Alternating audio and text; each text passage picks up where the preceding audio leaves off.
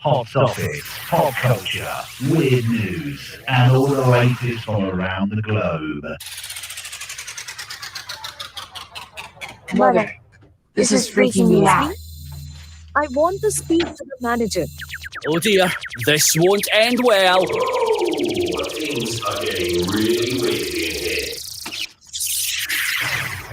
Attention, the bar is now open. Welcome, cave dwellers. You have entered the wonderful world of weird.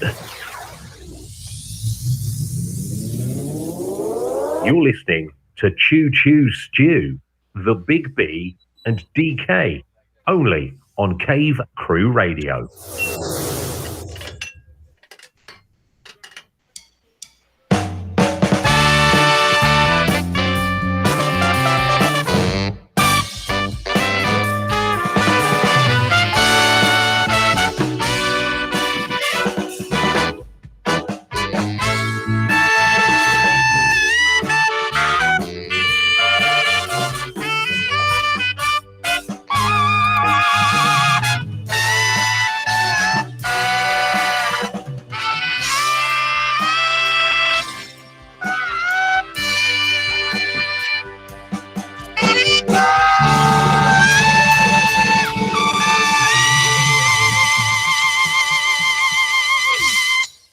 Heart Attack Central here at Cave Crew Radio, ladies and gentlemen. The supplier that we use, if you call it that, Be Live TV, was not working for us, but we've got it working now. Real quick before we get going, hello, Jason Scott in chat for the pre-show. Great to have you here, Jason. Facebook user hasn't got with the program, doesn't know the link to Cat Press. Hello, Pittsburgh. Great to see you here tonight. And good evening from sunny but dark Surrey, BC. And Amanda. We got to thank God we were able to pull this out tonight. Got a full Surrey, BC, Surrey, British Columbia. Is it Surrey, British Columbia? I think so. Where else? What's his name is in Surrey? Short Sigh. That's what I was thinking. Short Sigh, UK. Who, by the way, sent me a friend request and I just accepted. Short Sigh didn't hit the. Yes, Short Sigh, we got it now. You didn't hit the thing in the show to say to give permission. Go back to the original post. Give Be Live permission. I don't know if I can do that. Can I? I don't know. Let's see if I can post it here. They just got back up online. I don't know if they can give anybody permission at the moment. Well, wait a minute. I'm gonna put it in chat and see if it works. There we go. Anyway, welcome. Choo Choo Stu back tonight. Big B, and of course DK. Try hitting that Short Sigh once it actually goes in chat. There you go. Hit that link. It'll give you permission for us to say this is Short Sigh. Jason Scott and Amanda are in the drive-through at Dairy Queen. Hopefully chili dogs, or they got great onion rings. Do you guys have Dairy Queen? No, not anything I've heard of. It's great onion rings. Amanda is impressed that Stu is not sleeping through the show tonight. I like the idea that they're in the car, so somebody's in the driver's seat, somebody's in the passenger seat. They're both on their phones, yes, separately, in the same chat room. Yes. Something is on sale for $4. A banana split. Jason Scott is having a banana split. No, get an onion ring. Get an onion ring. I wonder if I can upload for the show. They have a major announcement out of Jason Scott after last week. What? Major announcement. Oh my goodness. So Stu, they're well, we'll get to that on air. So we were talking about Big B, you earlier this week. We're talking about a new kit you got for your barbecue. Yes, I got a, what do they call it? It's called a pizza peel. It's like a big giant fucking thing that you put under the pizza. I got a stone and a pizza cutter, and I'm going to make homemade pizza. I'm going to try homemade pizza on the barbecue. You haven't tried yet, though. No, I haven't. It's been really rainy and crappy all week. And we're just, we didn't get the pizza dough yet. That's coming tomorrow in the food order. So maybe over the weekend. You're not going to make your own. No, I was talking to my wife about that, and she's like, we could try to make our own, but it just may come out crappy. So just order the pre-made pizza dough, not like in the can, like real actual pre-made pizza dough. And then we'll put the flour and, put the cheese on and do all that stuff. My wife's going to make the homemade sauce. Can I just give you a tip that when you prepare the pizza on your kitchen worktop, make sure you do flour it well underneath, because I know you get this sort of like large spatula thing. Otherwise, you'll never get it off the worktop, and plus you'll never get it off the shovel or whatever it is, the pizza shovel. Right, because it sticks. That dough will stick. You want a swift movement. You don't want to be opening the barbecue for too long. So you need to open the lid, shove it in, shut the lid, because otherwise all your heat goes. Right. Yep. But I heard that cornmeal was cornmeal. Yeah, I use cornmeal myself. Actually, it's and a bit of olive oil on there, and it gets like almost like a fried bread effect on it, like crispy. Oh, nice. Okay. Yeah, I will see. It's great having an actual chef. Knowing an actual chef, because you get wonderful tips. Yeah, it's only by trial and error that I've done myself. I've not really cooked professionally in the pizza world. Yeah, but you know more than me. I've never done this, but you've at least done it. I've never done it before. Yeah. Scott Morris in the chat. Producer Scotty. Wasn't he the one saying hello from Pittsburgh before? I don't know. Maybe everyone's on that link now, and we'll actually be able. So what I wanted to tell you is I Googled, and I could get that pizza thing too. Mm-hmm. But I found out with the plate I bought, the cast iron plate, I can do the pizza that way if I cornmeal, and I could, I just need a better spatula. Yeah, and put loads of oil on it just before you chuck the pizza on it. See?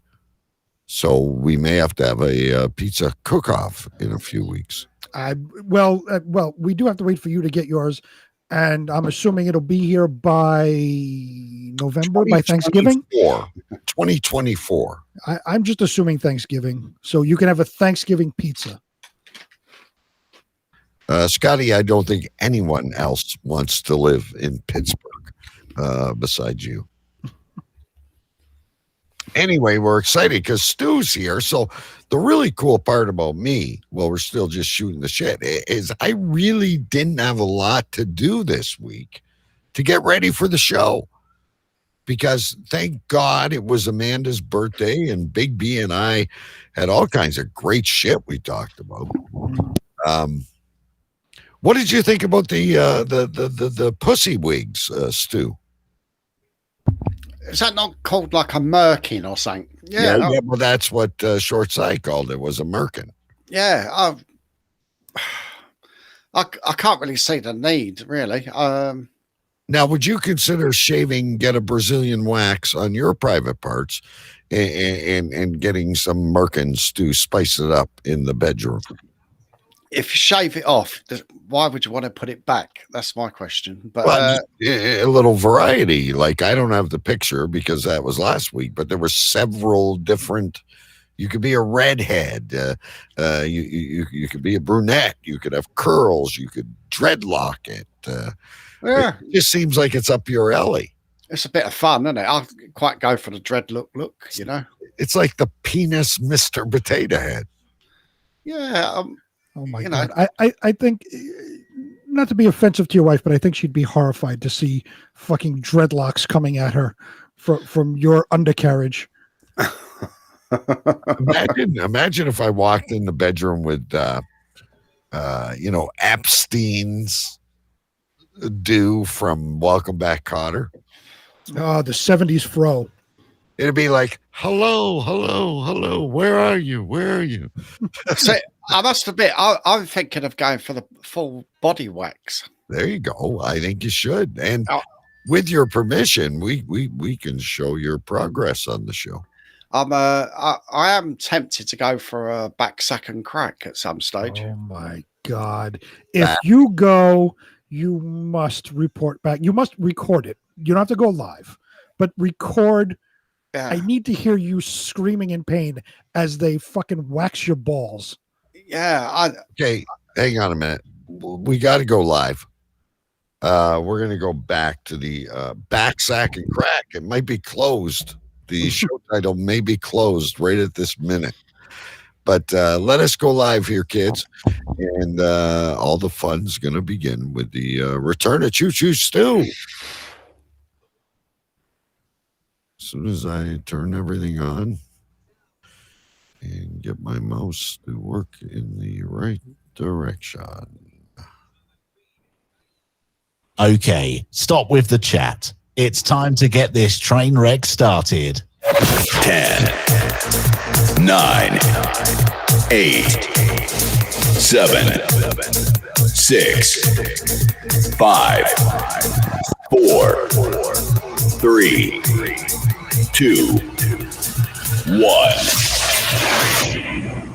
1.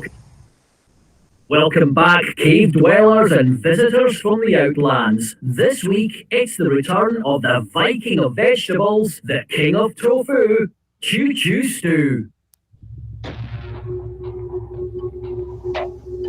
There was a time when the world turned their back on men. Men with a dream and savage yearning within them. Legions compelled by passion that knows no boundary. A consuming flame that defies plausible explanation. Battling the forces of domestication, they find the courage to band together to experience the awesome power of being men.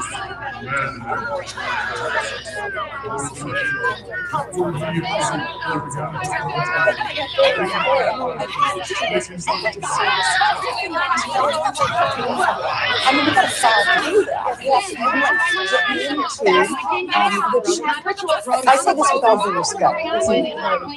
Shut up! Shut up! Shut up! Shut up!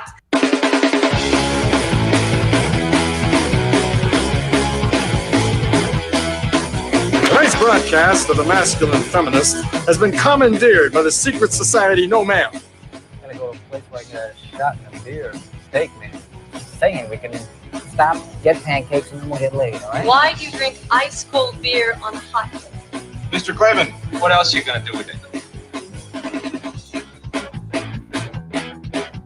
To alcohol, the cause of and solution to all of life's problems. The Yankees are champions of baseball! It's a power goal!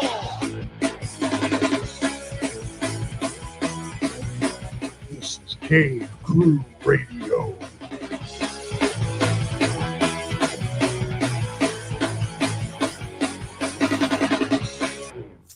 Good evening to everybody around the world, wherever you may be, driving in a drive-through, on a date, both of you on separate phones, from Pittsburgh, Pennsylvania to Surrey, England. We are live, ladies and gentlemen. This is Cave Crew Radio, and I am live from my extra lockdown cave. More announcements going out tonight. We are actually in a communist state. The police can now pull us over and ask us where we're going and determine if we're essential workers or if I'm going to get groceries or if I'm going to get that hooker down on Pot Street or go to get a back sack and crack. More on that later. We're live on Facebook. We're live on YouTube. And, of course, we're live on cavecrewradio.com. This is kind of like a rewind, but it's live because what we were scheduled to do last week, we're actually going to go ahead and do this week. It's amazing. Great to have you all here, ladies and gentlemen. Stay with us the entire show. We've got a live audio drama. We've got all kinds of hot topics, weird news, whatever comes up. And of course, we've got a brand new edition of Strange World Laws in Believe It or What.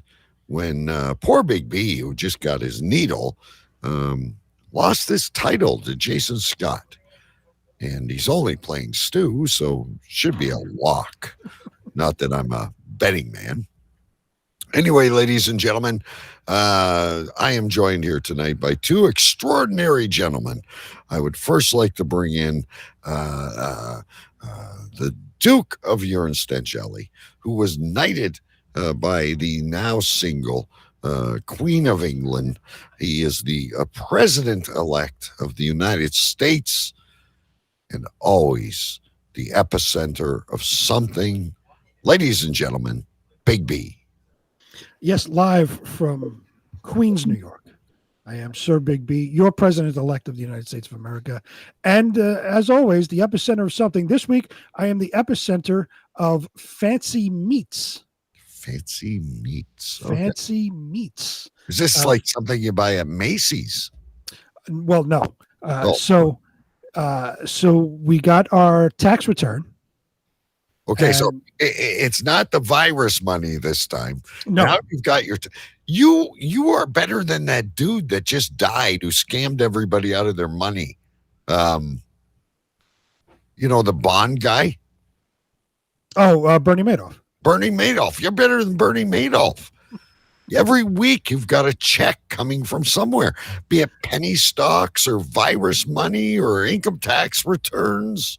Well, this is our yearly, it's tax season. Okay. Actually, tax day in this country was yesterday. I filed my taxes 2 weeks ago, and I do my own taxes. So I filed it on my own. Waited. I got my federal tax return. Now I'm still waiting on the state. The state always takes longer. So you always get two returns. You get your federal and your state tax return at separate times. So I got our federal tax return, and we're coming into grilling season. So last weekend we went to a place called Garden World. Stu would love it. Garden World. So it's like an outdoor place where you get plants and vegetables and all that shit. Next Are you doing an allotment? Kind of a mini. Mrs. B has decided that she wants to. We're growing broccoli. We're growing potatoes. We're growing peas. We're growing carrots, and I think now tonight she decided we're going to do string beans as well. This is absolutely breaking because Stu does the allotment. I have my my little garden in the back, and now you are finally going to be a garden connoisseur. Well, no, not me. It's strictly Mrs. B. I have nothing to do with this. Okay. Are you tomatoes? Did you say tomatoes? She may do tomato. I think everybody does tomatoes, so I'm assuming she's going to do tomatoes. So anyway, we went to the Garden World, and right next door is like a Korean supermarket. So we go in. We were going to get like just some bread and some stuff for dinner that night. I go back by the meat aisle, and yes, Short Size says some greens to mix with the scotch. Click the link. No, we didn't. Click the link. But we know it's Short Side now. All right. By the way, Short Side, cheers to you. I will have a toast. But we went into the Korean supermarket, and I go by the meat aisle, just walking around. I go by where they have the meats, and all of a sudden I'm seeing signs for Wagyu, all sorts of Wagyu steaks and chopped meat. It's supposed to be the good shit. That's the really, really good stuff. Yeah, I saw that on like a Red Lobster ad or something. Right. The Wagyu burger. So I'm looking at it, and I picked up a 2-pack of Wagyu ribeyes. So I put those. I got a vacuum sealer because we didn't make them right away. So I vacuum sealed them. They're in the freezer, so they won't get freezer burned. They stay fresh. So what I did is I went on the site for Snake River Farms. Snake River Farms deals in high quality meats, much like where I got the Compart farms for the Duroc pork, Snake River Farms for the beef. Right. So I ordered myself, and they also have high quality Karabuta pork, which is kind of a Japanese, very, very high end pork. So I got myself a pack of Wagyu beef hot dogs, some chopped meat, 2 sirloins, and 2 filet mignons, all Wagyu. Then I got myself some Karabuta bacon and Karabuta pork short ribs. So that'll be here tomorrow. And then also tomorrow we're going to go back to Garden World because we got to pick up another planter for something. And we're going to go back to that Korean supermarket and get more high quality meats. So this is what I do with Buddha. A K-Buddha. Karabuta. Karabuta. Sorry, I thought it was K-Buddha. A Karabuta beef hot dog. No, it is a Wagyu beef hot dog. Karabuta is pork. So I thought Karabuta was like steak. No, Karabuta is pork. I got Karabuta bacon and Karabuta pork short ribs. So what's this thing I'm seeing on about these Kabuta burgers? I don't know what you're looking at. All right, never mind. It's not important. So you bring in our guest anyway. I just find it weird that he goes to a Turkish butcher, you go to a Korean butcher.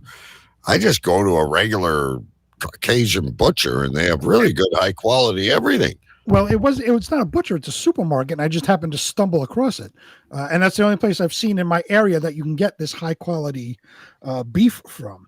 So we're going back there tomorrow and get more. So this is anytime we get the money, like you said, the virus money or tax return money, I'm gonna get something nice. Yeah, get something nice from Omaha steaks. There you go. Omaha steaks. No, this is much better than Omaha steaks. But speaking of various food adventures, as we were talking about in the pre-show, I do believe London is there. London is awake, and London is calling. Is London there? Dapper. He looks just dapper tonight. Yes. Good evening, gentlemen. London is very much awake tonight after a long afternoon nap, and you're getting my juices flowing once again with all this talk of high quality meat. Yeah, I never heard of any. I thought I knew what he was talking about until he said it was only pork. I have to say, and this is no reflection on Brian, but generally people, just because you go and buy the best steak in the world or the best pork in the world, it doesn't matter what it is. You've got to be able to cook it right, because you could buy a cheap steak and cook it nicely, or you could buy expensive steak and fuck it up. But that's a general advice. I'm just saying. You're 100% correct. But this is going to go into my smoker, into my grill. Yeah. We'll do some nice seasonings on it, and we're not just going to flash fry it in a pan. Yeah. And no, because we was having this conversation at home about Wagyu beef the other day. With See, Wagyu. He said it again. That's the beef I'm talking about. Oh yeah, Wagyu beef and Karabuta pork. Yeah, but the Wagyu beef is like the breed. Is it the breed, or it's the way it's been raised, and the same with the pork? It's like a breed of pig or something. It's the way it's raised. It's the way it's raised. It's the way it's farmed and fed.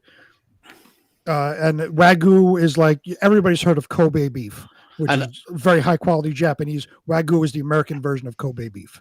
Yeah, and I would never think that the Japanese would be the experts on beef. And just for the record, my butcher is a British butcher. It's an English butcher. They deal with all homegrown stuff. The Turkish butcher that I go to is in the supermarket, and that is where I would go to get usually I get my lamb or ribs from there, which is quite good. Gotcha. Yeah, so confused and hungry.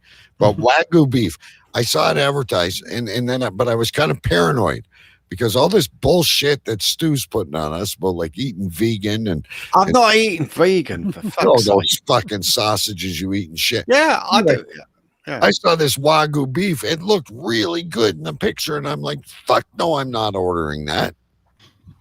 Do you know what? If you've got a diet of so many calories, right, and you've got a choice of 2 pork sausages that are greasy and lovely and tasty, but you're really hungry and you could eat 6. So I'd think, fuck it, I'll have 6 Linda McCartneys to fill my stomach rather than have 2. and that's the honest truth. I'd just go over quantity over quality. Now, are we allowed to show you? You gave me permission earlier, but we have a picture. Yeah, that you posted. Okay, I just wanted your permission. I don't want to get yelled at. So, ladies and gentlemen, here, and let's bring it full screen here. We're actually very proud of Stu. This is Stu, January 19th, 12 weeks later, after eating the Lindas, and he doesn't touch potatoes, bread. I don't know. It was all apart from tonight, I've had pizza tonight. I've had a cheat night, but you're also running and walking, and you're doing the oldies thing with Richard Simmons. I mean, that's an inspiration, ladies. I wasn't doing this to make fun of Stu. I make fun of his diet. I'd rather be fat and eat gravy and potatoes and bread. But Stu has done a phenomenal job. I won't keep that on screen, Stu. I just wanted. That's okay. I'm proud of it. I've still got a long way to go, as you can see. I'm still a bit flabby. You. Now, my question before you put that off screen, Big B, is: do you think Stu is going to have that operation where they like take the skin? You know, they put magic marker all over your stomach. No. That's for people. That's for people that weigh like 500 pounds and they lose 300 of it. Well, what was Stu here? He was 220. Okay, yeah, he's lost 194, so he's lost 32 pounds. Okay, he looked much better in his face, though. Hang on. He looked much better in his face. But people always say that when people lose weight, oh, he looks gaunt, he looks ill. You know, I haven't even started yet. If I had to face Stu in a UFC fight, I would not want January 19th Stu. Look, January 19th Stu, right, got out of breath doing his shoelaces up. Okay. Yeah. Stu, now I can run for 30 minutes. Well, listen, and again, we're not doing this to mock you. No, we will continue to mock your diet. And here we go to my next announcement. We have a lover spat. We'll go back to that in just a second. And as you read this comment, keep in mind they're in a car sitting next to each other on separate phones, posting separate comments. This is modern day tiki, I'm telling you. Anyway, Stu, but I did have a question. So you're limiting carbs, they raise your insulin, yada yada yada. Why don't you go keto? I'm not vegetarian. Why don't you go keto? Because what I'm doing works for me, and as soon as if that stops working for me, then I'll reevaluate it. But this works for me fine. It suits my lifestyle, and I'll go. It's almost keto. You're eating meat, you're eating vegetables, you're eating this, you're eating that. Yeah. But no, I'm quite happy with the way I'm sort of like bordering keto, but no, I still like my carbs and stuff like that a little bit here and there. So. Anyway, all kidding aside, you're doing a great job. Sure. Big B, are you still drinking that green shit? Yeah, I still have it. Good. I still have. I'm on my second can. I got to get some of that. Ladies and gentlemen, I'm trying something completely different. I am working out. I know I smoke, so it suppresses my appetite, yada, yada, yada. But I am eating in portions. I eat breakfast, and then I fast till dinner, and I eat smaller portions. But I enjoy. I'm going to have a Clubhouse onion rings and gravy after the show. What's a Clubhouse onion rings and gravy? We see the peanuts behind you. Oh, Stu. No, they're catching you. Well, that's peanuts is protein, so that's okay. You don't have a clubhouse? No, what's a clubhouse? We have a clubhouse that's a bar, like No, like a clubhouse sandwich. Then is a triple decker sandwich. It's lettuce, tomato, bacon, turkey, or chicken, but turkey on this, and then but it's 3 layers, so it's a dagwood, you may call it. It's a nice sandwich. It's stacked, like lots of bacon. It's a BLT with turkey. You can put cheese on it if you want. And then an onion ring, if you've never had that, I don't know how to explain it to you. And then gravy with the onion rings. Oh, of course, everybody knows what onion rings are. Okay, well, I dip mine in gravy. A club sandwich is usually 3 layers, isn't it? Or 3 pieces of bread, I think. Yeah, and in there, in the one I ordered, tomato, lettuce, bacon, turkey, and cheese. All right, so we called it basically the same thing, but when you said clubhouse, I was thinking that's like either a restaurant or a certain type of meal. We just called it like a turkey club. We would call it a turkey club sandwich. Clubhouse threw me off. Okay, sorry. It's a triple layer sandwich. Right. But anyway, we got to keep moving here. We got so much to get to, ladies and gentlemen. I want you to follow what's going on in chat here. Hang on. I got to go up a little bit. So first it was, and I'm going to lead into something with this little spat we got going on. Jason says about Amanda. Amanda makes a good charcoal black steak on the barbecue. Then Amanda comes back with, Jason Scott is an ass. Don't worry, I won't be cooking for you anymore. I like my steak well done. And then we thought they were all in the drive-through. But Amanda says they're back at their place now. And Jason has confessed to us that they are in the living room at Amanda's on separate phones and sofas. You guys should be watching us on the big screen TV. See, when she said about the blackened steak, I was thinking like a Cajun blackened steak. My dad used to eat it. Well, I can't because you got to have, look, some people like a blue rare, some people like a medium rare.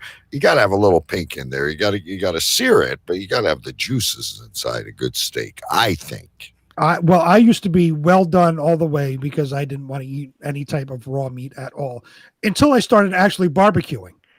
And now I'm down to a medium rare type of, consistency. Like you said, got to have some pink in there. Makes it nice and soft and juicy and moist. Yeah. It's wonderful. Short side. Blue. Short side. So I knew somebody that liked the black and blue, basically. Yep. He'd take a steak, throw it in the pan, just to brown one side, turn around, brown the other, and that was it. He was done. It would take him like 2 minutes to cook a steak.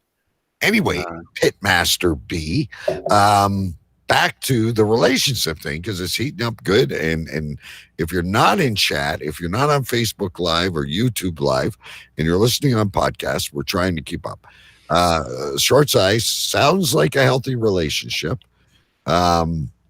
Amanda, wait a minute before I read that. Amanda adds that putting Diana sauce on stuff makes any meat, even rawhide, tastes good. They're watching us on the big screen that Jason bought. Okay, big announcement. We're going to need a drum roll here.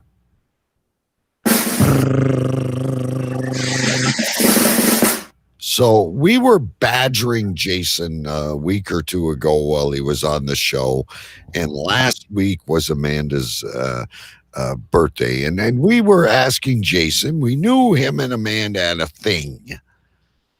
Might have been complicated.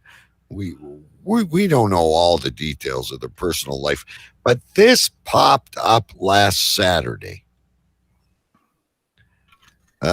Somehow we had something to do with this, Big B. We can add that we are life coaches. We are love coaches. We are guiders of great knowledge. We certainly are. I wouldn't say we were love connections because they were together before. Right. They were already hiding amongst the shadows. Right, but we were able to encourage Jason to come out of the shadows and be forthright with his relationship status. Because talking to Amanda, she was always very eager and very proud of the dumpster diver Jason, who would go around and pick up garbage and make beautiful furniture and live on a diet of his own of Domino's pizza. And let's be real for a second. I believe we shamed him a little bit because in our conversations we established that he always puts up his status on where he is, always puts up a status on where he's eating. Right. Puts up his shopping status when he's at Walmart and they don't deliver his packages. Right. Immediately. That was after his defense of, I'm a very private person. Right. So he didn't want his relationship status strewn about the internet. Right. But we know where he is at any given time. Right. Just 5 minutes ago, you're probably not on Facebook because you're watching the show. It says Jason is taking a number 2 at a Exactly. Yeah. And Jason says we were his inspiration. Yes. We tried him. Short Size says he looks like Tom Morello. I don't know if that's an insult or a compliment. Who is Tom Morello? Tom Morello he was the guitarist for Rage Against the Machine. He was in I don't know what his current project is. But he's like a political douchebag that like loves communism and all this shit. He's a fucking jerk off. Jason Scott is not a communist. No, he is certainly not. No. Jason Scott is not a communist. But anyway, if I had a clip of Muskrat Love, I would play it right now. I must say we're excited, regardless of whether we had any influence or not. We're excited by this. We all feel that they make a wonderful couple together. And right now, I can't get it quick enough.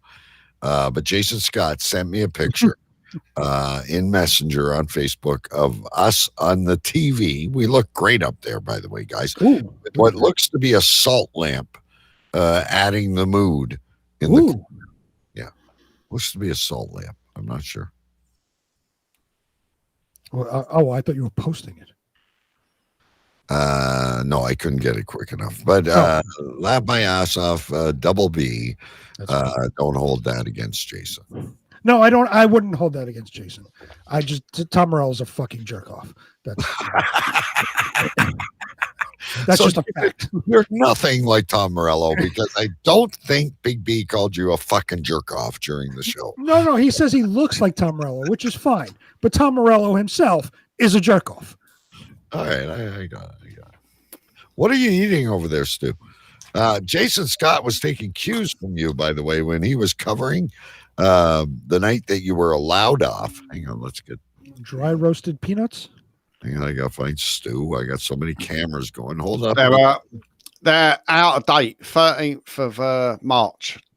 Out of date, dry roasted something. And I've still got 9 packets to go. Wait.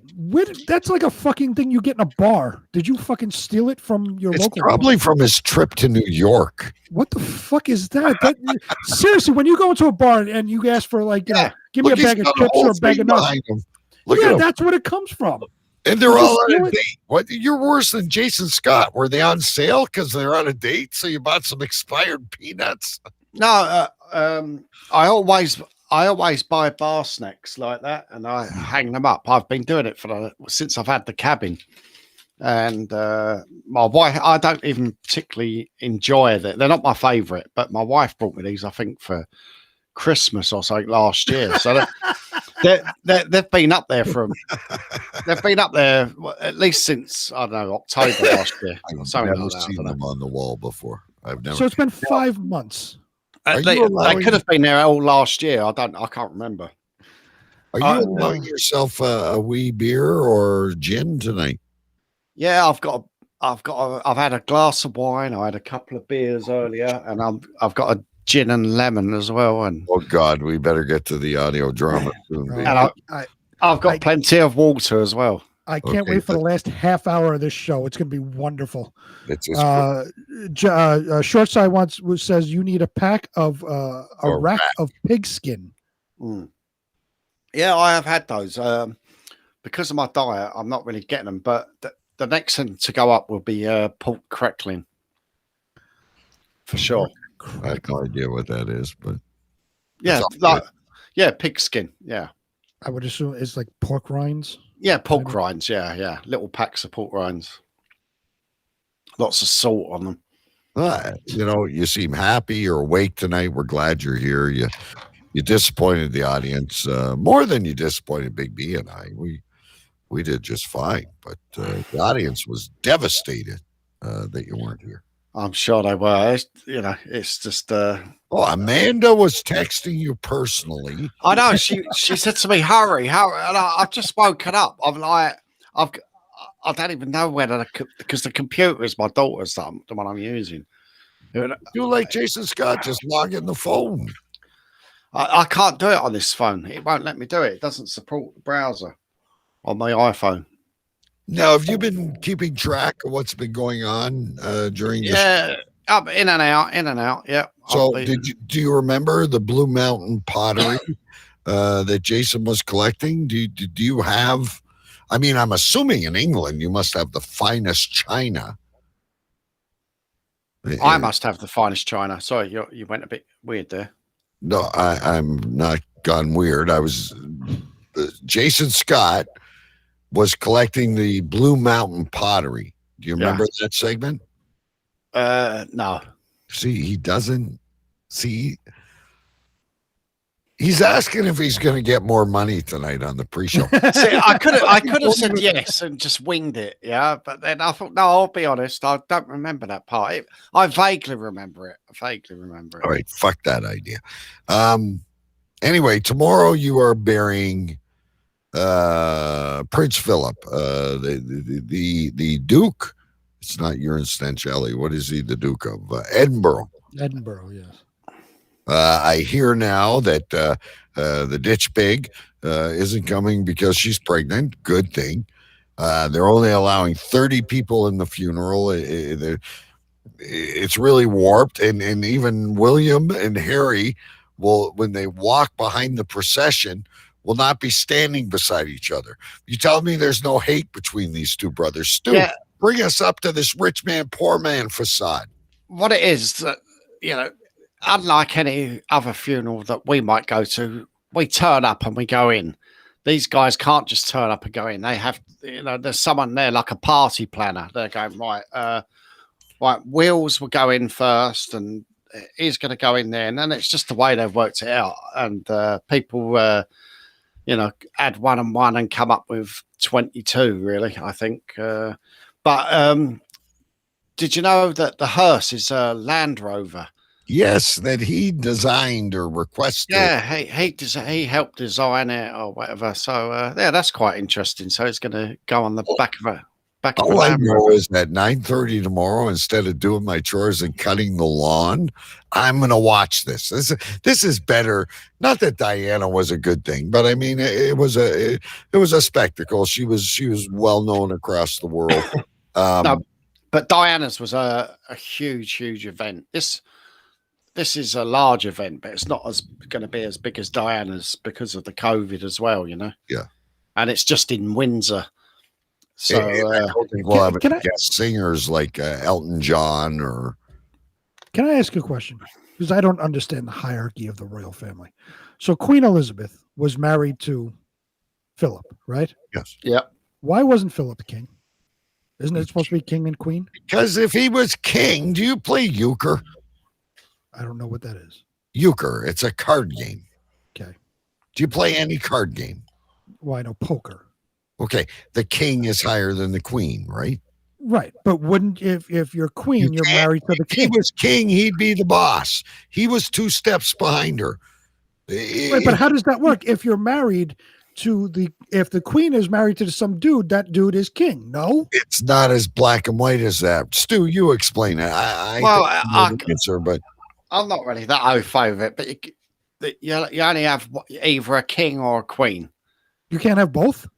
No. Well, you can if it's a king can have a queen, right? Oh yeah. So Right. but a queen right. can't So have a so king. right. So a king can have a queen. So that's what I'm saying. It's Queen Elizabeth, and wouldn't Philip be the king? No. No. Because then he Because then he would be the power. outranks her. Yeah. Like chess. I don't know what game to bring in, Big B. Right, but it's not a game. It's it's the hierarchy of the royal family. So Right. it doesn't make sense to me that there's a queen, she's married, but it's not the king that she's married to. It goes king, queen, prince, princess, whatever. So if she made him king, he'd sit at the head of the table. But I would assume he would be king by marriage. Then he would be the fucking head of the table. Right. I don't give a shit. They're all figureheads. They don't do anything anyway. I could give a shit who's Just at that imagine they did. Just imagine they were riding on the fortress of Troy. It wouldn't be him sounding the horn of plenty. It would be her. So he was just like, some fucking asshole in the rear. Well, yes, really. But yeah, second in command. Well, he wasn't even second in command because if she died, then it would be Charles. Right. Yeah. He wasn't even if she died, it would be Charles. So he was absolutely nothing. The Duke of Edinburgh means absolutely nothing. So he was just like a hanger on. He's Greek. He fucks sheep. Will never be he's never be king now. He's dead. No, but seriously, that's a very valid point. So if the queen, if the king dies, still the firstborn son. If the queen dies, it's not her husband. He's just a eunuch or something, like one of those guys with his balls cut off. A eunuch. Eunuch. Thank you. Munich. Munich is a city in Switzerland. In Germany. Germany, sorry. Yeah. Anyway, neither here nor there. So the two brothers are not getting along, Stu. This should be the story, right? The ditch pig is back in California, suntanning. Will the second child be a prince? Will they appease her? See, I think they're making too much out of this William and Ginger one, I just think they're making too much out of it. Just, they probably talk on the phone all the time, They just want there to be a big split between the brothers.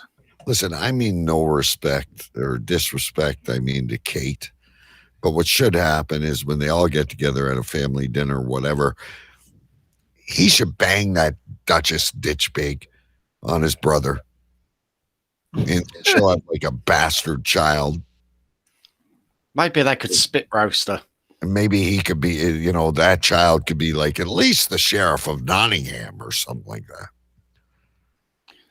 I don't know. I feel sorry for that child. I don't think anyone's seen pictures of it, have they yet? God, you are turning into one of those freaking Democrat leftists. No, everything is. I'm not leftist. I don't know for everybody. He's gonna be a billionaire.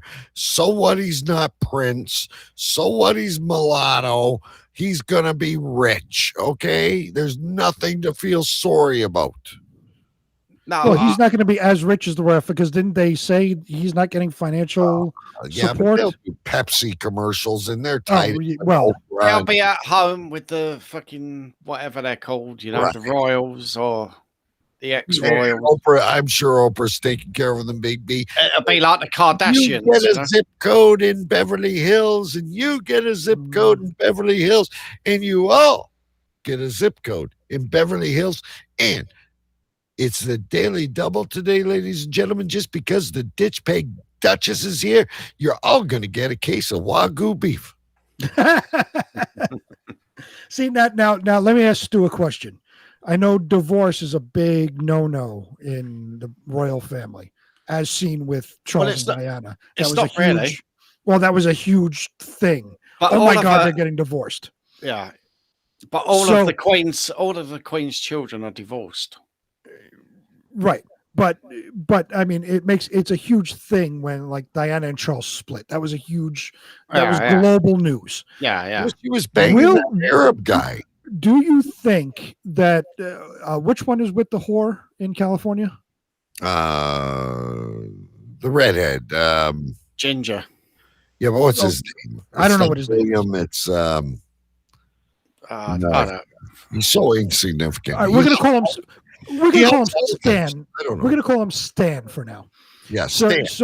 Prince Stan. Yeah. Prince Stan. So do you think that Prince Stan will eventually have enough of this fucking attention-seeking whore, and to the point where he divorces her and goes back to the royal family? Well, I definitely think they will split, and he will come back to England. Harry, name by the way. Harry, yeah, that was it. Yeah, Prince Harry. Edward. I think he will come back to England, but I don't think he'll come back with his tail between his legs, sort of begging for his job back. Like, here's the deal. Correct me if I'm wrong, Stu. Charles, when the new golden girl there, the queen, who they're posting memes all over fucking social media that she's available, the Buckingham Bang Fest. She's what, 102? Anyway, if she goes, Charles is next. If Charles goes, William is next. If William goes, it's one of his kids. It's not fucking Harry or Stan. Not Stan the man with a plan. This isn't the Man in the Iron Mask, folks. There's no diversion to the throne. No, that's true. But I don't think it's going to come to that. Charles will be king, then it will be handed over to William when William's about 60. Unless Stan poisons William. Ooh. And then Stan would be the next in the line. Could you imagine singing God Save Stan instead of God Save the Queen? Wow. God save Stan. He's a man with the ditch pig duchess. D and the brown prince. Da da. Oh my! You know what? I wouldn't put it past that fucking attention-seeking whore to figure out a way to get rid of Charles and get rid of William so she could be in or pretend power because her fucking husband will be king. I can see it now. The ditch pig duchess putting like arsenic on the fork of William as he's about to have some Wagyu beef in the Buckingham main dining room. And what a Netflix special this will make, ladies and gentlemen. She will bribe Jeeves as Jeeves serves the food and sprinkles the poison inside the Wagyu beef, inside the meatballs in the spaghetti and meatballs. Do you think Stan would be on an MTV special of that? Right. And then Prince Stan. Okay, Prince Stan, the UK Barack Obama, even though he's redheaded and fairer than he'd burn under a fluorescent light. So Prince Stan, I didn't want it to come to this ditch pig. It's your right, she said. Well, you know, with all her actress abilities, right? She'd fling her shawl across her shoulder and she'd say, "But Stan, this is what's meant to be." And I think we have a script for next week's audio drama. Oh God, I might write it. Would you think Amanda? Now, Amanda, you are in no way, in any way, in our eyes, a ditch pig duchess, but we don't have a lot of females available. And wait a minute, Stu. I called her the first lady of Cave Crew Radio when we wished her happy birthday. But she might be willing to play. What's that girl's real name? Megan. Megan Markle. Has been suntanning half her body in Cornwall. She's been showing pics of that, so she may look a little dark.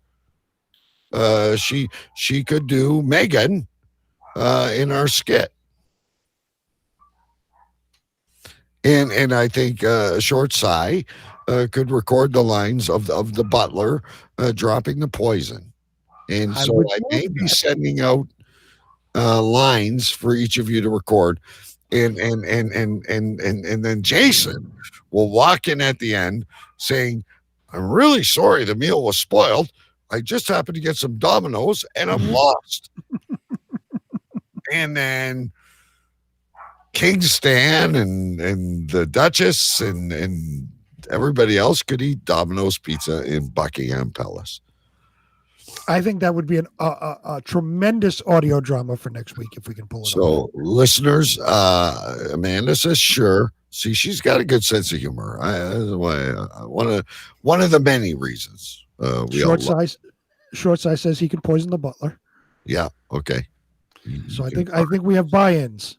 I will be contacting you in Facebook Messenger, everyone, with your lines. I don't know if I can get it quick enough for next week, and we don't know Stu's schedule. So, look, just getting back to this Duke of Edinburgh malarkey, right? We have been told that we've been sort of brainwashed that we as a nation have lost our grandfather. No one has ever thought of him as our grandfather. Ever. No one ever thinks of that. Like, I've had a grandfather. I've had two grandfathers. They were my grandfather. And then a few weeks ago, we were told that this guy, this old fella that fought in the war, whatever his name is, I can't remember, but he was walking up and down for charity on his little frame, and he was our grandfather. And then a few weeks later, he dies, and is now the grandfather of the nation, we're being told. I just find it, I don't know, I just find it funny. It certainly wasn't my grandfather. I mean, I'm not anti-royalist. You're an anti-royalist now. See, you were never that way before. I'm not anti-royalist. I'm not anti-royalist. I said he was an anti-royalist last week, but you were always like, you did these. I gotta dig these up again to post on the Cave Crew Radio. You did the big thing where you were riding in that miniature choo-choo train about blessing the Queen, and I disagree, Stu. You are not an anti-royalist. You were the one spearheading Big B to be the Duke of Urinstencelli. Right. You are basking. I actually met the Duke of Edinburgh myself many years ago. Okay. I'm surprised they haven't. I said to my wife, I'm surprised they haven't asked me to come on the TV and talk about it, because they fucking dragged everyone else out that's met him. That's for sure. Well, so how did you meet him? Well, This is another story that we haven't heard yet. No, it was back in 1977. Okay.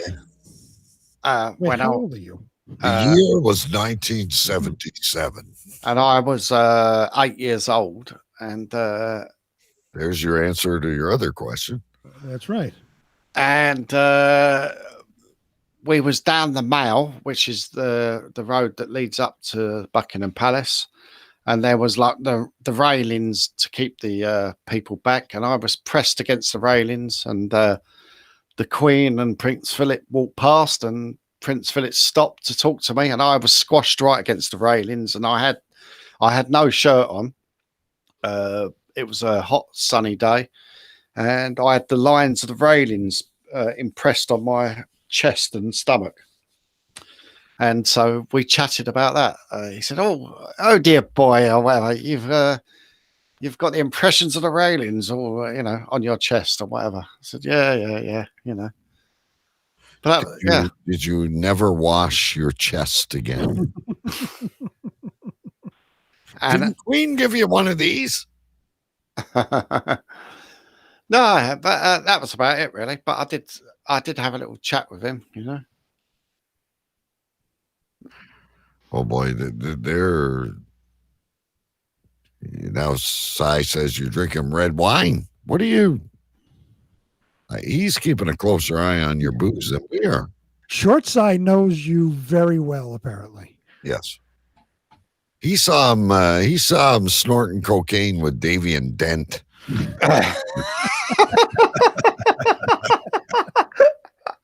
And Nigel Bodell.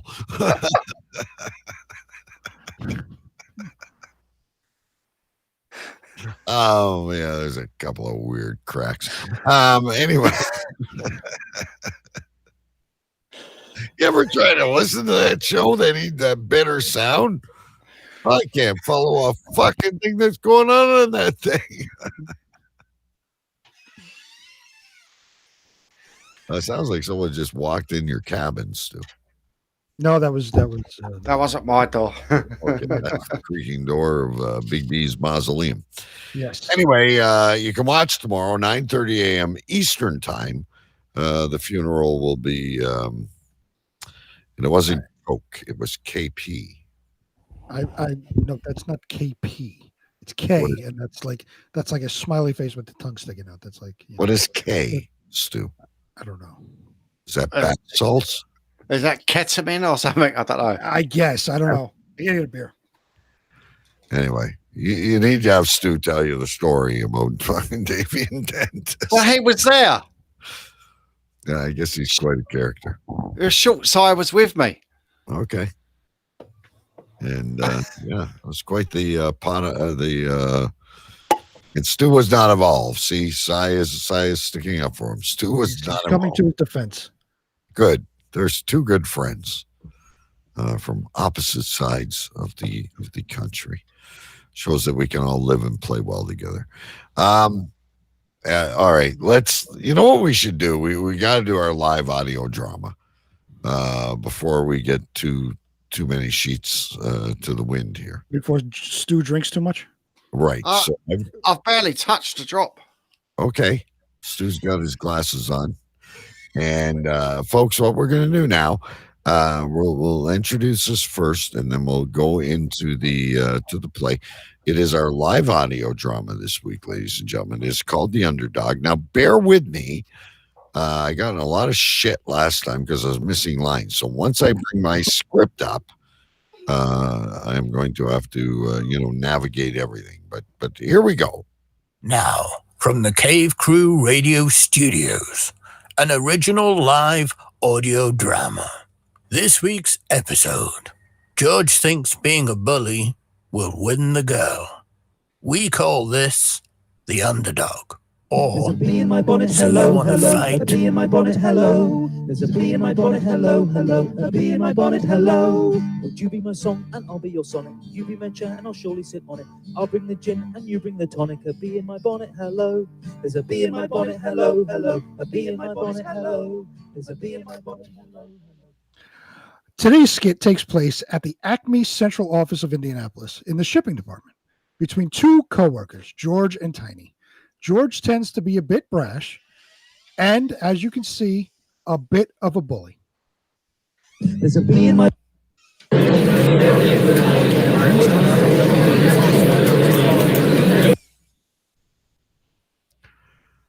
Fight me, freak.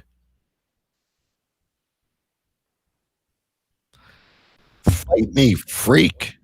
I don't want to. George hauls off and punches Tiny out of nowhere.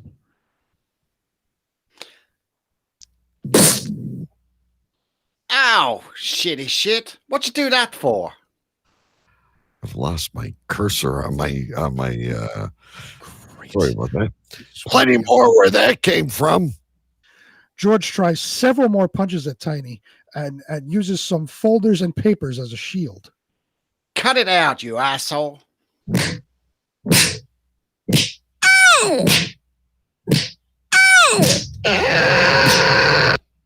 Cut it out, you asshole.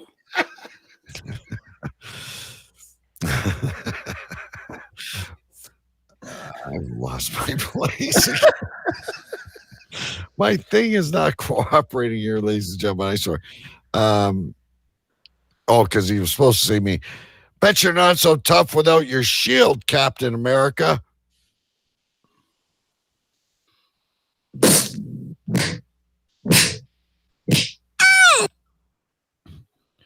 Captain America, yes. Fuck, this is finally going somewhere. Have you gone fucking nuts? Something like that. I won't fight you. Well, then, I guess I win. Huh. I win. I am the champion. I guess so. Apparently, that's not the answer George wants to hear. Hang on, folks. Tell me I win. Fine, you win. That's right. I'm the alpha dog, baby. George does a chest pump against Tiny, who stumbles back. Hang on. You skipped the line, just so you know. What's with you, man?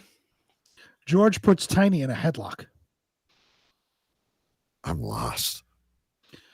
You apparently are. This is working out very well, I must say. This is riveting radio. Bet you win. Captain America, yes. Apparently that's not the right answer. Next page. I see where he puts them in a headlock. Yeah. That's where we are. George puts Tiny in a headlock. See her over there? See her over there? Tiny. Yolanda.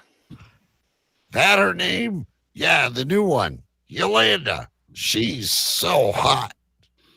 She's why you're acting like an idiot. George releases the headlock and stands straight. Yup. I want to impress her. Great. Glad I could help. She saw the whole thing. They're laughing. They think I'm awesome. Now for the kill. Not you, her. I'm going to seal the deal.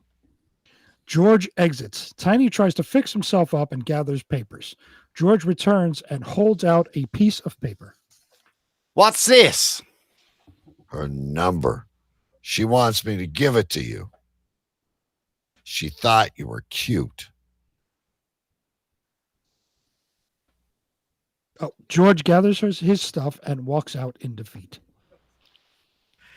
Everyone roots for the underdog. Tiny looks at the number happily and does a cute little wave. There you have it, folks. Another happy ending. Perhaps a tad painful at times, but a happy ending nonetheless. There's a bee in my bonnet, hello, hello. A bee in my bonnet, hello. There's a bee in my bonnet, hello, hello. A bee in my bonnet, hello. Would you be my song and I'll be your sonnet? You be my chair and I'll surely sit on it. I'll bring the gin and you bring the tonic. A bee in my bonnet, hello. There's a bee in my bonnet, hello, hello. A bee in my bonnet, hello. Now, ladies and gentlemen, I must tell you, this is not as easy as it appears. Can I give you one piece of advice? I am working the camera, I am working the sound effects, and I guess I should print the script. That was my piece of advice. Print pieces of paperwork. It's easy to follow along.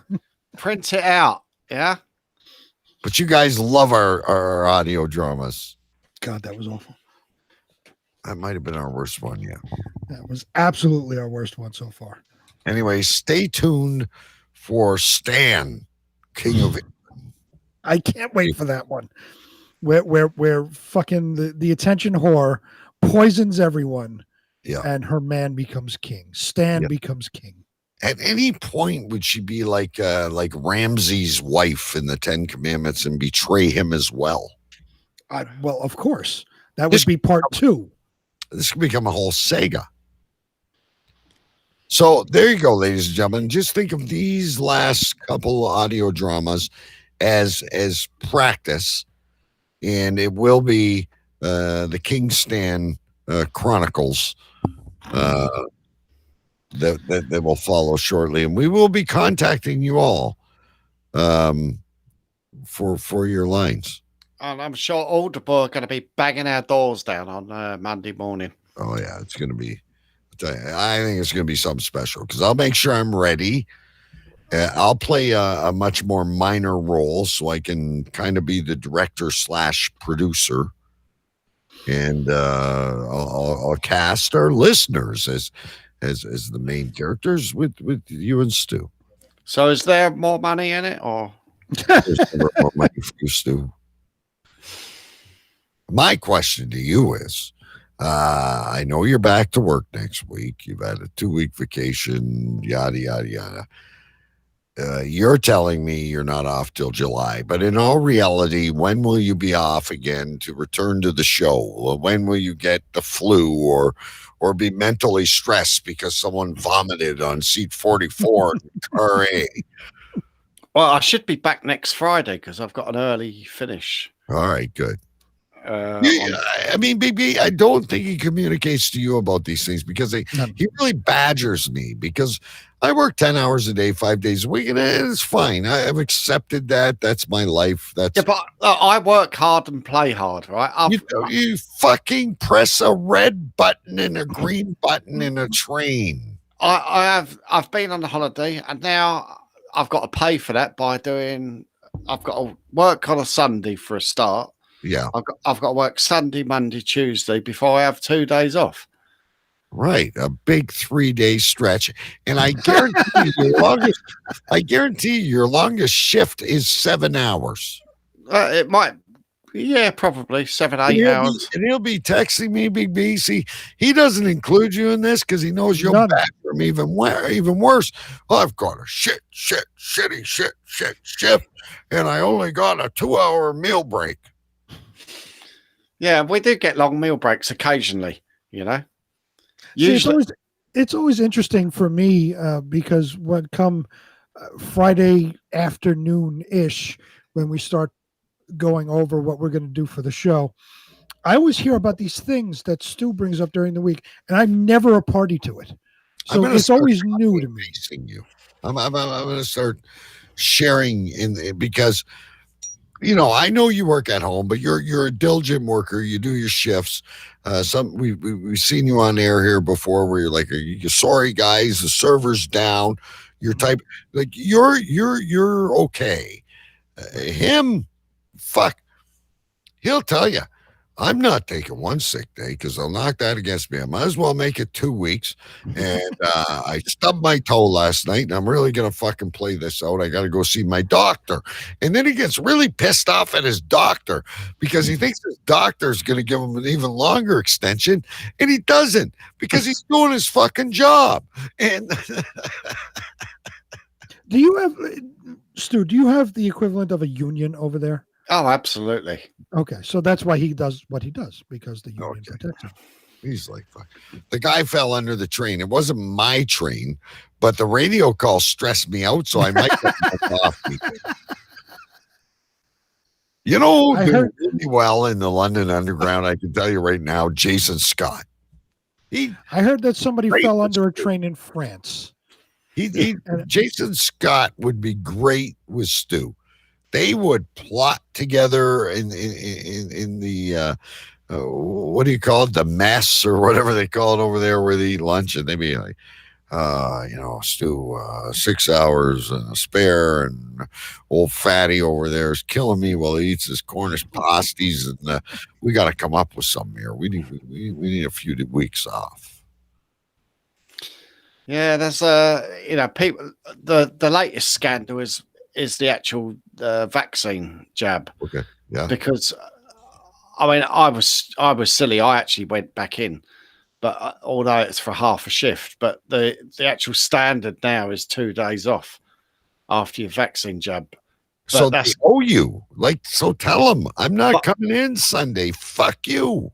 But I haven't had the second vaccine yet. So you're waiting on the second. So you're gonna milk that. You'll get 4 days. I might even volunteer for this scheme. They're asking for volunteers to mix up the jabs and see what happens. So I might even volunteer for that. So meaning you may get the Pfizer and the Moderna. Yeah, or whatever it is. Yeah. Oh my God. Like a cocktail of jabs. You guys remember that we're in this mess right now because of your fucking variant. No, well, there's a new variant from India now that's landed in the UK, and there's 77 people that have got it so far. And this is meant to be like a double dose super duper vaccine. The Mumbai special or something. Yeah. Fuck. Anyway, we got so much to catch up on. I got another subject, which I'll bring up briefly, but you probably don't even know anything about it because you never listen when you're not here. But you've been going back to the allotment again, which is like so many people in the Cave Crew Radio Facebook group and email us, and they love the allotment. They love Dave and Wendy. They love One-Eyed Jim, or One-Tooth Jim, sorry, and Michael. You're back there again. You're staking your claim. Yeah. I've been back there. I've brought a new machine to dig over my plot. I've got an eBay bargain, and I'm back over there. I'm rebuilding the compost heap. I'm painting my veranda. My little decking area that I set out on.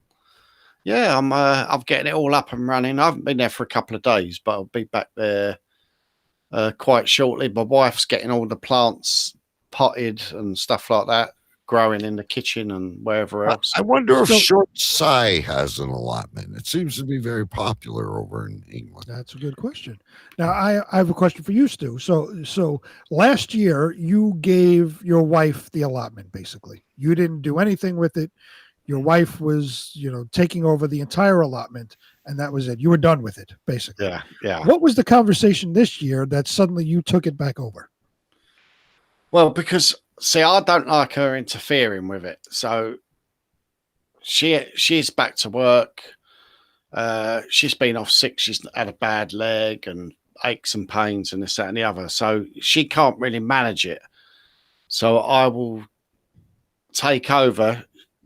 The discussion was that I would be the ground manager, and so you're the prince and she's the queen. That's all you got to say. People understand.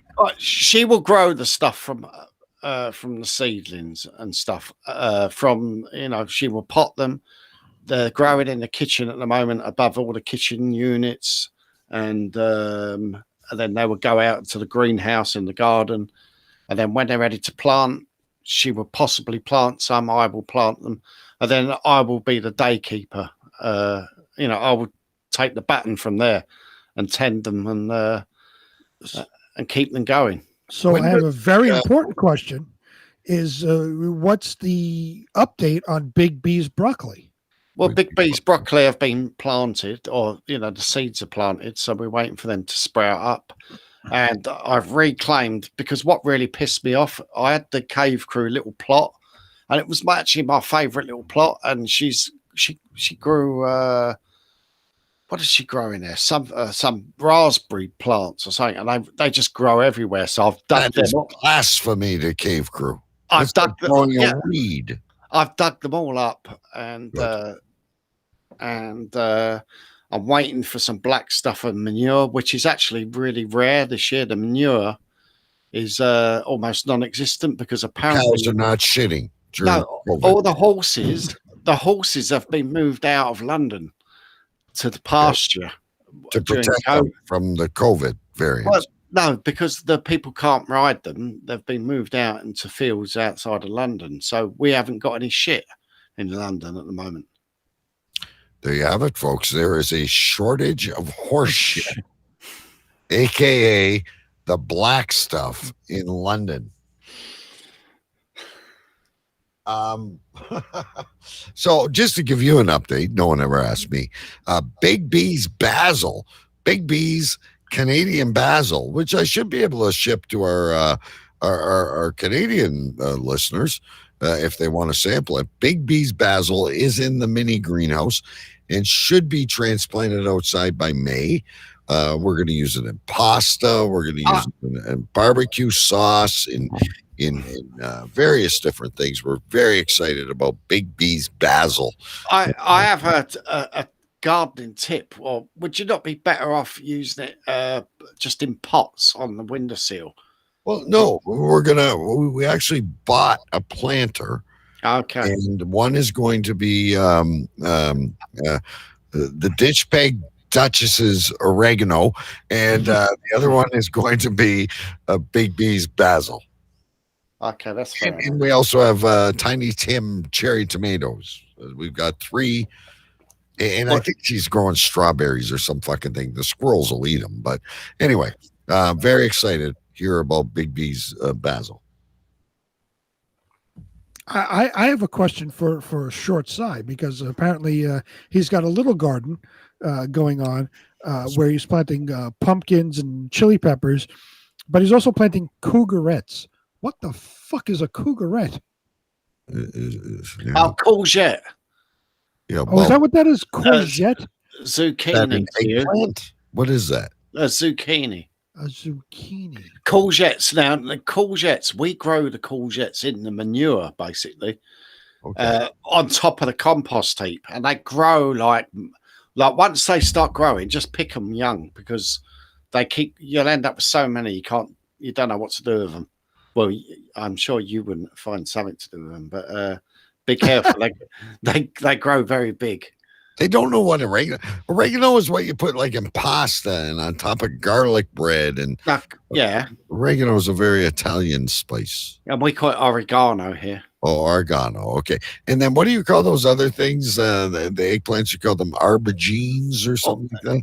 Yeah, aubergine. Aubergine, yeah. Everything in England sounds fancier, right? You know, It really hey, does. can I have some of the eggplant pasta? No, it's much better in England, right? I'll have some aubergine. Yeah, can I get a courgette? Courgette? I get a courgette with a side of aubergine. And you're actually ordering gourds, okay? In North America, you're actually ordering gourds. We use them on our table in the Horn of Plenty at Thanksgiving. They're decorations. We don't eat them. Courgettes and aubergines. Yeah, short size wives from the USA, so they have the same The same fun we do. Yeah, the same fun there. Basil or basil, whatever you want to call it. They're fucking weeds. Basil. Yeah. See, basil sounds so elegant. We call it basil. Basil, yeah. Next up, Choo Choo Stu, we were talking last week about pickleball. Do you have that over in the UK? Oh, I'm trying to think. What is it again? Well, the pickleball is like ping pong with a wiffle ball that you play on a tennis court. It's basically a low impact sport for the aging population. It's the dumbest thing ever, and I can't stop getting fucking ads about it now. So I want to show you something here. And hang on one second. We do have a little voice clip that someone was kind enough to do. Welcome to the 5th annual Sunnyside Retreat Pickleball Tournament. In today's match, our defending champion, Wee Wilbur Timmins, faces newcomer, the Canadian Comet, DK. The Canadian Comet. I love it. So, Big B and Amanda were arguing about the damage that could be done by a wiffle ball. This gentleman here is Craig Button. For those of you that don't know him, he's the chief scouting analyst for TSN, the sports network in Canada here. He's a pretty tough guy. He's managed hockey teams. He's I think he's played the game. But now we're back to the undead shit. Anyway, this gentleman was playing pickleball and ended up with stitches on his face and his eye from playing pickleball. After you were saying to Amanda, there is no way a wiffle ball could damage you in any way. You said that, Big B. Right, and I still stick by that, because if you please pull that back up full screen. There's a line I need to read off that. Okay, let's bring it back. Please. All right, so I'll read the full tweet in its entirety. Craig Button says, I was playing pickleball Friday afternoon, and I was chasing down a ball and fell. six stitches in the cheek and 3 in the eyebrow. My sunglasses cut me when my face hit the deck. So the pickleball did absolutely nothing. This dumbass can't fucking run, tripped over his own feet, and smashed to the floor. That has nothing to do with pickleball. The fucking uncoordinated fuck fell. If I was on the court, Big B, I would not be wearing my spectacles. I would have the cap on. I would have my death to you shirt on, holding the skull on my pickleball racket, and I would shove that wiffle ball so up that bitch's pussy that But again, the pickleball did no damage whatsoever. This dumb fuck fell down. That's what that scar on his face is. He fell down. I think the opponent must have smashed him around the face with the bat or something. Or wait a minute. Well, like, have you not seen injuries in the sports you watch, hockey and football, where the injury happens away from the play? Somebody does something, someone falls awkwardly. Let's think of Joe Theismann on Monday Night Football. Injuries happen. I'm just saying pickleball is not where you go to cross the bridge to Asgard as an easy sport. This is a sport where you're putting yourself at risk, hitting the wiffle ball. Okay, so let's go over this real quick. You're using a wiffle ball that has a bunch of holes in it. So at most it goes about 10 miles an hour. It's not going very fast. It goes real fast for about 1.5 feet, and then air takes it and it slows it down. That's just the nature of all the holes in the ball. Yeah. Anybody that's ever played wiffle ball in their life knows that this is a fact. So to say that this was an injury based on somebody smashing the pickleball, it makes no sense. It's the equivalent of somebody getting hurt in curling, another wonderful Canadian sport. Does somebody twist an ankle in curling? No, it doesn't happen. They use a fucking broom from Home Depot and a fucking big rock. It's the same thing in pickleball. When we all meet, eventually, be it upstate New York or when you're in your place in Kentucky, when we all gather together and the listeners come and we have our big conference and meat is smoking. We're having a pig roast. I challenge you to a death match of pickleball. I'm in. I'm in. 100%. I'm in. I will destroy you. I will eliminate you. You will not even be able to return my serve. There will be no volleying in this match. It's like somebody getting fucking hurt in playing. What's that thing with the shuttlecocks? Where they're like little plastic things. Badminton. Badminton, thank you. It's like somebody getting hit with a fucking badminton shuttlecock. Badminton is more energetic. You will see. You will both see. They will all be sitting in the bleachers watching the Canadian Comet, DK, face the bobbling bigot, Big B, in a match of death match of pickleball. I can't wait. I'll bring my ping pong paddle with me and, sponsored by Forrest Gump, and we'll be good. I can't wait. And Short Size asking for Stu.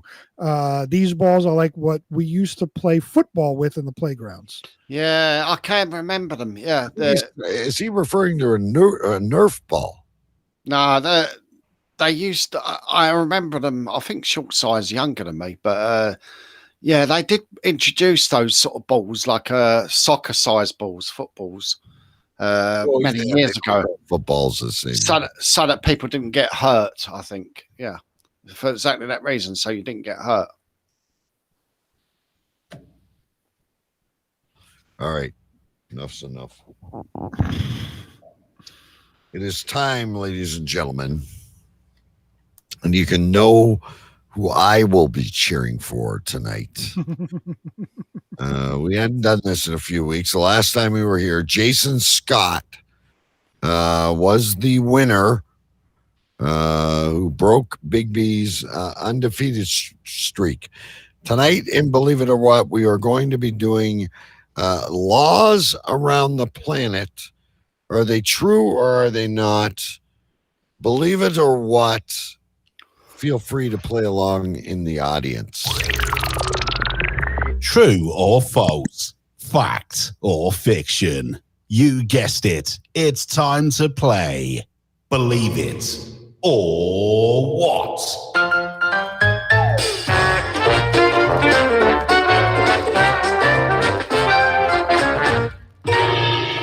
Game show that's been sweeping the nation, ladies and gentlemen, for weeks and weeks. We took a pause last week, but we have some laws from around the world. Some of them are true, some of them are not. Big B, even though you were defeated in the last event, well, I will give you the opportunity because Choo Choo Stu, I don't know, even had a question right. Do you want to go first or second? I will go second. All right. Choo Choo Stu. It is in Japan. It is illegal to be clinically obese. Believe it or what? I would say that is a false. I was going to say that it's false, Big B. You're already in the advantage. It is true. In 2009, lawmakers in Japan set a maximum waistline limit of 85 centimeters for men and 90 centimeters for women. What about sumo? Okay, I'm not going to argue with you about the question. We're running out of time. So, Big B, I am going to give you a question about England. Stu, it is to your advantage not to answer and help him. Big B, it is illegal to handle salmon in a suspicious manner in England. In a suspicious manner. Oh, we're dealing with England here. We're dealing with England. That is true. He says it's true, ladies and gentlemen. Big B did not have a shot this week. He is back in. The Salmon Act of 1986 states that it is indeed illegal to hold a salmon under suspicious circumstances. I would love to know what these suspicious circumstances are. I actually got pulled up by the police, right? This is many years ago. And I had a side of salmon under my car seat, and the police saw me shove something under my seat, and they stopped me and searched my car. So is this question clarify here, Stu? Well, saying that you know, traveling with salmon is illegal. Is that the? No, I think they thought it was drugs. Well, that leads to an obvious question.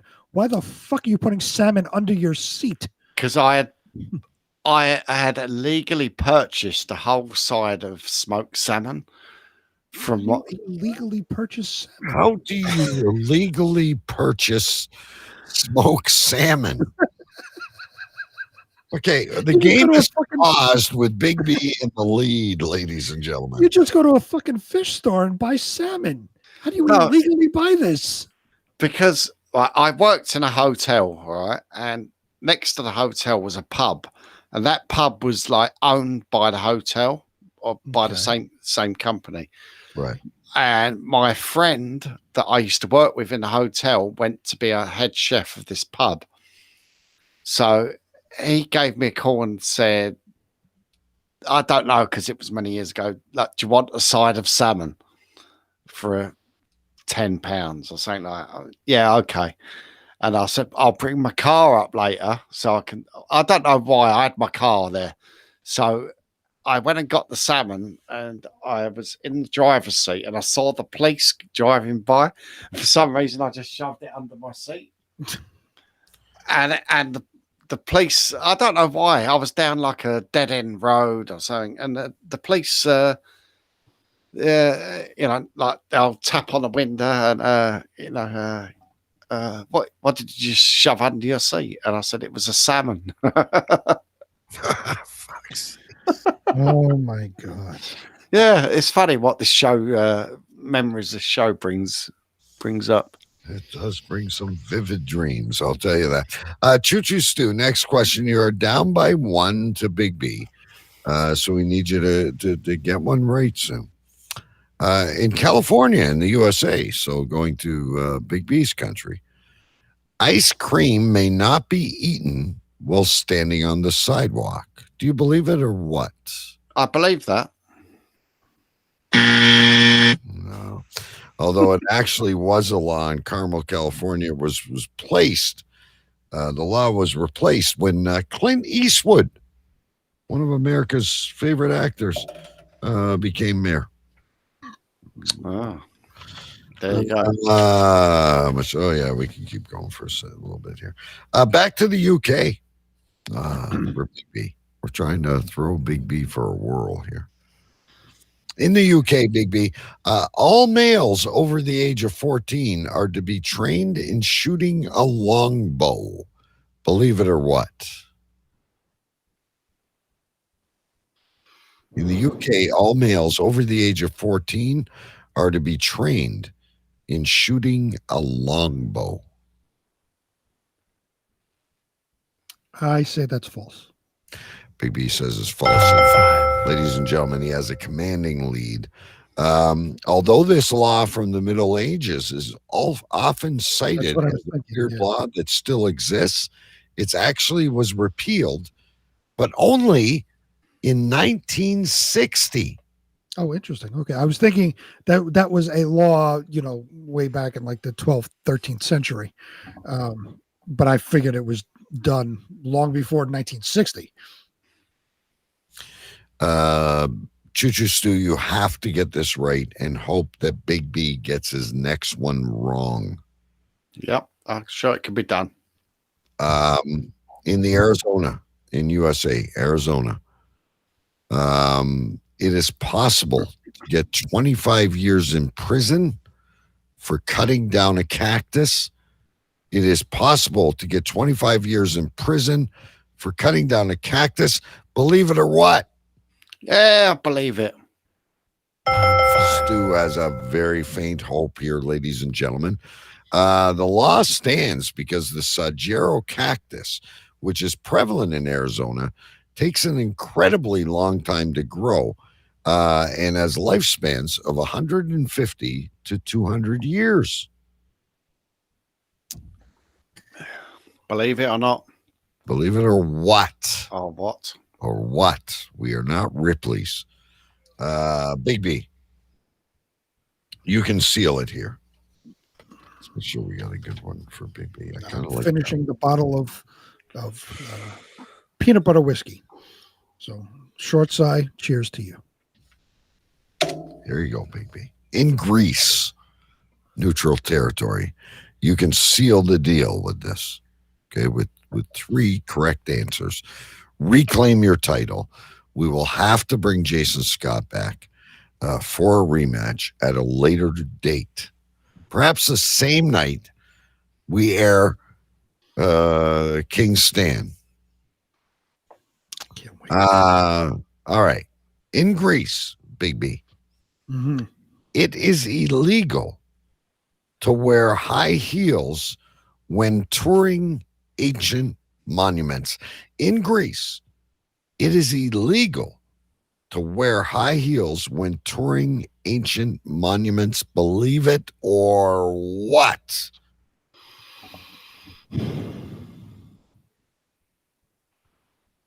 I would say that's true. Ladies and gentlemen, that is correct. And Big B retains his title. Stu, you got to start reading the Farmer's Almanac, the Guinness Book of World Records. Maybe watch some Ripley's. Or maybe throw me a few easy questions as well. Oh, for fuck's sakes, you're just as easy as his. Just for our audience, for their listening pleasure, the ban was implemented. And the reason was sharp-soled shoes were adding to the wear and tear of the national treasures. Yeah. Ladies and gentlemen, believe it or what? if you'd like to be a contestant on Believe It or What and challenge either Choo Choo Stu or Big B, or perhaps a champion that hasn't even been beaten yet, Jason Scott, email us at cavecrewradio@gmail.com. Drop us a line in the Cave Crew Radio Facebook group. We'd be more than happy to have you on the show. New one coming, I hope, sir. Cheers, bud. Oh, he's talking about your peanut butter whiskey. My empty bottle of whiskey. Yes, I'll have a new one for next week's show. All right. Do you have it in stock, or do you need to? No, I'm going to go out tomorrow and get another one. All right. So he needs to replenish the supplies, ladies and gentlemen. Before we name this the show, Choo Choo Stu, not sure if there's anything to bring up. We kept you on a fast and furious pace here with our topics. Was there anything that you meant to bring up and share with us this week? No, there was something earlier you were in a pre-show, but it's not important if you need to crack on, like, you know. No, everything's important to us, Stu. No, we was just talking. The only thing we didn't bring up was the back, sack, and crack. Oh, you're right. You're right. See, this is why we keep you around. So, ladies and gentlemen, if you were with us on the pre-show, it's just a little 10-minute thing we do to warm our voices up, and we bite slices of lemon and we gargle and all kinds of stuff, and we get ready and we talk about stuff that we think will not come up on the show. But Choo Choo Stu at some point had mentioned a back, sack, and crack, and Big B was familiar with this, living in the big city, but I was not. Please do tell us the name or the story or the meaning of a back, sack, and crack, Stu. Well, it's to shave all your private parts. So and your back, your scrotum, and your arsehole, I suppose. You know. And let's be clear: you're not shaving; you're waxing. Yeah, waxing. Sorry, yeah, waxing. Oh, okay. So it's not being a razor blade. This is the painful. No. You're putting the wax on. You're letting it dry. I have done a third of this before. I've had my back waxed. That's it, though. That's it, yeah. But I like to keep the sack and crack. I like to keep a tidy garden. Yeah. I do like to keep a tidy garden. As you know, I've got the allotment. Yeah. But I've never gone to that extreme. But I'm thinking, I'm starting to run now. I'm doing a bit of running. I want to be as lightweight and as aerodynamic as possible. So you're going to go Brazilian? I'm not. It's being considered. It's being considered. Once this. So then you will do the back and the sack. Will you eventually get the crack? Oh well, if I have the sack done, the crack comes with the sack. So it's all in one sheet. Well, I don't know about that, but I'd rather have the crack done than the sack. So does that include the taint? Yeah, I suppose everything, you know. Okay. But I have actually read I read an advert. Yeah, maybe you can get one of those merkins for your balls in case. I saw an advert. This was about. I'll have to have another look, but I saw an advert about a year ago. There's some woman that does it, and ass merkin and ball merkins. Short Side has the line of the night: balls are the way forward. Anyway, they're the future. Yeah. Oh Lord. All right, ladies and gentlemen, it is that point of the show. I'm about to go eat a clubhouse sandwich and onion rings and gravy. We need you to help us name the episode, as we always do. We'll go around. I do have some written down. Stu will have something you can't read, and Big B will probably have 4. And Anyway, if you'd like to throw your stuff in there, and see Short Size with me, he'd get the ball merkins just for the weekend. Everybody's merkin on the weekend. Oh man. Oh Lord, love a duck. I live for this show. I really do. And Amanda and Jason have been very quiet. I hope they didn't kill each other or are not doing something nasty on the couch. But anyway, Choo Choo Stu, over to you. Do you have a name for the show? The only thing I've wrote down is a shortage of horse shit. I think I might have that down too. Yeah, that was a good one. I'll go next because then we got to go through Big B's big list. I also had a shortage of horse shit. Thought that was excellent. I also wrote down back, sack, and crack and completely forgot about it. I illegally bought smoked salmon. And my last one for tonight is I like to keep a tidy garden. That is a good one. I do have 5. I apologize. I got things written all over the place. My number 5 is we're going to call him Stan for now. There was so much to choose tonight. All right, Big B, hang on. I'm putting my numbers. Okay. You have 4. I have 6. Oh gosh, this was a good night today. It started in the pre-show. Just like you, I had from the pre-show back, sack, and crack because I didn't know where the show was going. Right. I thought that was a wonderful name, but more names really took precedence over that.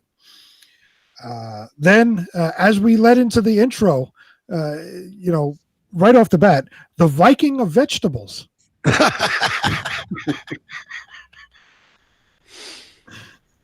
I absolutely love that one. When introducing Stu back to the show, the Viking of vegetables. I love that one. That is, by the way, folks, our friend Lee Brown from Scotland, who does these things at no charge for me. What is that, Lee Law? That's not Lee Law. No, Lee Brown from Scotland. I don't think it is, but anyway. Okay. The Viking of vegetables. I love that line. I didn't put horse shit, but I said a shit shortage. Okay. So we can maybe comment on that. Let's see. Holding a salmon in a suspicious manner.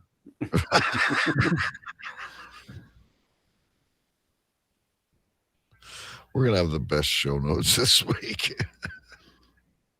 Okay. Yeah, I'm still writing it. Suspicious manner. Hand cramps. Okay.